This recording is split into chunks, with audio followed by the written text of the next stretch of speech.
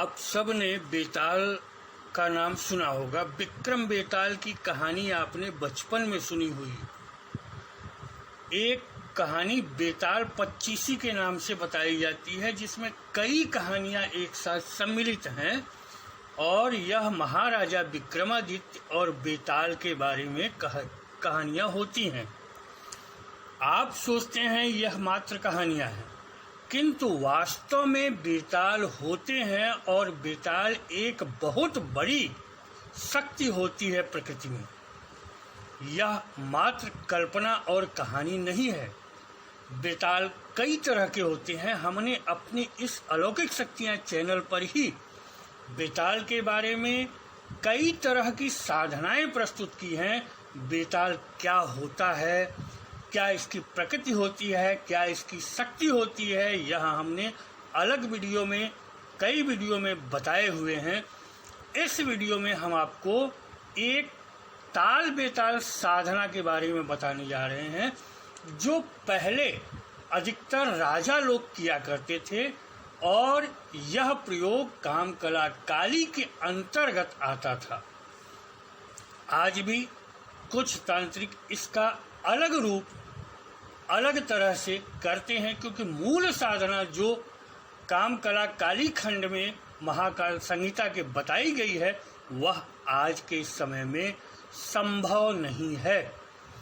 ताल बेताल साधना का प्रयोग एक बेताल साधना और सिद्धि है, किंतु यह साधना स्वतंत्र रूप से नहीं हो सकती, न ही इस साधना को सामान्य व्यक्ति कर सकता है।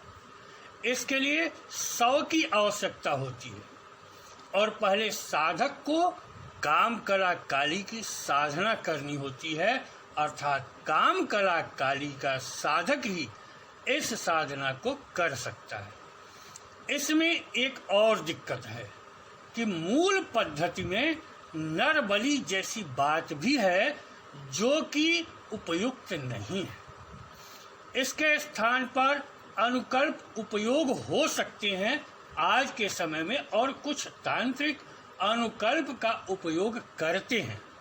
मूलतः यह साधना राजाओं आदि के लिए अधिक उपयुक्त रही है और बेहद तीव्र भयावह साधना है। सामान्य व्यक्ति तो इसके बारे में सोच भी नहीं सकता।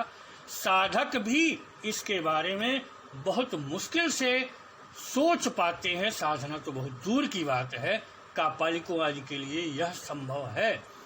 इसके परिणाम भी बेहद तीव्र होते हैं।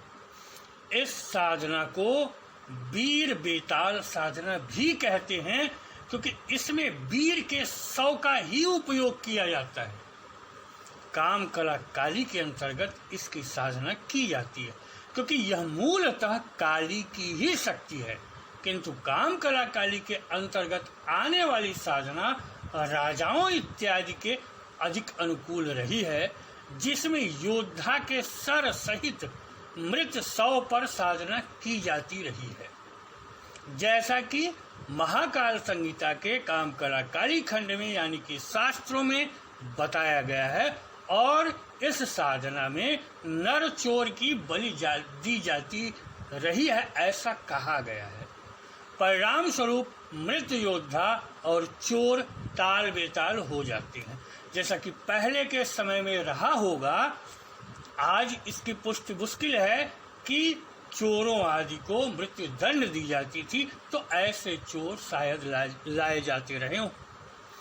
इस साधना में युद्ध में मरे हुए योद्धा या वीर के 100 को लाकर रखा जाता है। इसके बाद स्नान संध्या बंदन आदि करने के बाद राजा को कृष्ण चतुर्दशी की रात्रि में एक वध, जिसकी वध निश्चित हो गई हो, मृत्यु दंड मिला हुआ हो, ऐसे पुरुष चोर को लाना होता है। इसके बाद 100 पर आरूढ़ होकर पवित्र और निर्भय मंत्र का जप करना होता है। 1000 या 2000 जप के पूर्ण होने पर कपालिनी उस 100 में प्रवेश कर आवेश उत्पन्न करती है। इसके बाद कपालिनी के लिए बलि देनी होती है। कामकला काली की साधना शुद्ध वाम मार्गीय साधना है, जहाँ मांस मदिरा आदि का प्रयोग होता है और इसमें बलि एक आवश्यक कर्म माना जाता है। कामकला काली का एक बेहद उग्र रूप है।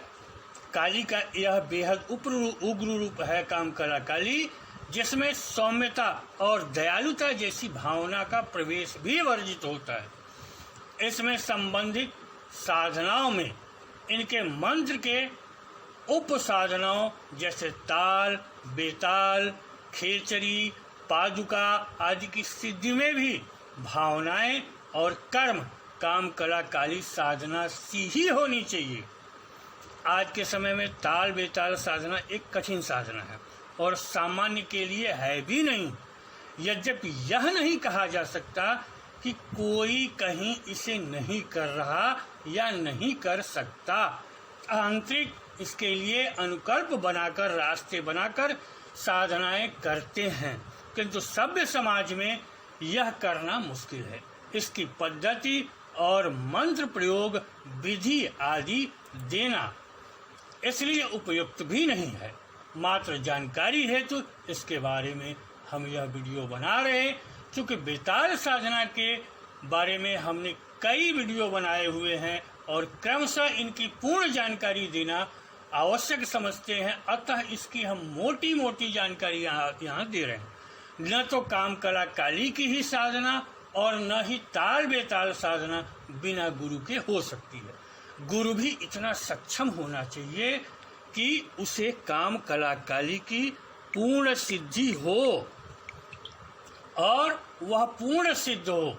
यह साधना स्मशान में होती है, जहाँ की और भी अलग शक्तियाँ होती हैं। कामकला काली की साधना एक उग्र, भयावह और वाम मार्गी साधना है। वैसी ही ताल बेताल और बेताल की साधनाएं होती हैं। यद्यपि कुछ बेताल की साधनाएं सौम्य भी होती हैं। हमने स्वयं सौम्य बेताल साधना अपने यहाँ इस चैनल पर प्रकाशित कर रखी हैं और अगले अंक में हम अगिया बेताल साधना की तीसरी पद्धति, यानी कि 2 पद्धतियां हम पहले दे चुके हैं, तीसरी पद्धति प्रकाशित करने वाले हैं। कैसे बेताल साधना होती है, अगिया बेताल की तीसरी पद्धति क्या है, उसके लिए आपको हमारा अगला वीडियो देखना होगा। इस वीडियो में इतना ही। अगले वीडियो में और जानकारियाँ क्रमशः मिलती रहेंगी। चैनल देखते रहें। नमस्कार, धन्यवाद।